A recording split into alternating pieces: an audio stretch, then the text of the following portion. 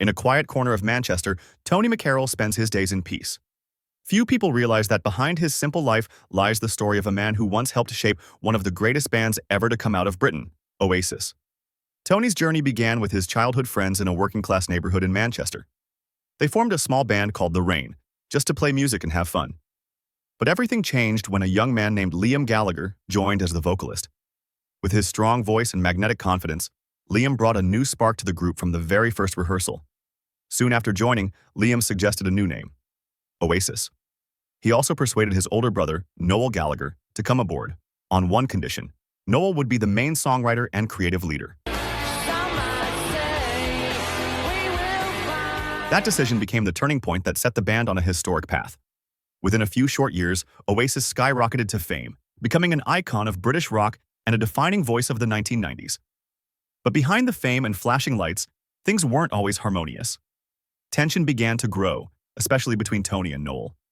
Feeling sidelined, Tony often struggled to find his place in the group. In 1995, just before the release of their legendary album, What's the Story Morning Glory, he was dismissed from the band he helped build from the ground up.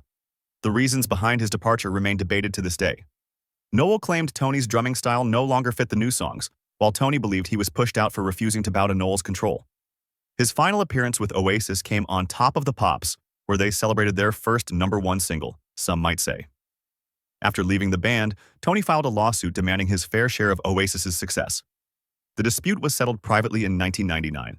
Despite the bitter ending, Tony has always remained proud of his roots and the role he played in the band's early days. When the legal battles were over, Tony turned to a new chapter. He opened a small music studio in Tameside, teaching young people how to play drums and guitar.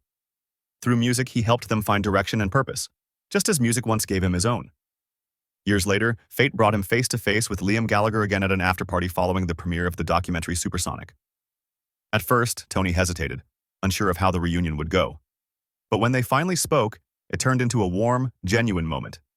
They laughed, shared stories, and reconnected like old friends, as if time had never passed. Now, approaching 50, Tony lives a calm and grounded life. He works a steady job, enjoying the routine that keeps him balanced. After years of fame, conflict, and uncertainty, he has found peace in simplicity. Even though he is no longer part of Oasis, Tony McCarroll's name remains etched in the band's history. He was the boy from Levenshulme who first sat behind the drums and sparked the fire that would one day burn across the world. Interestingly, when Oasis announced their reunion tour across the UK and Ireland, fans had to answer one question to access the pre-sale: who was the band's original drummer?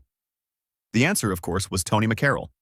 For Tony, it's not about fame anymore, it's about legacy.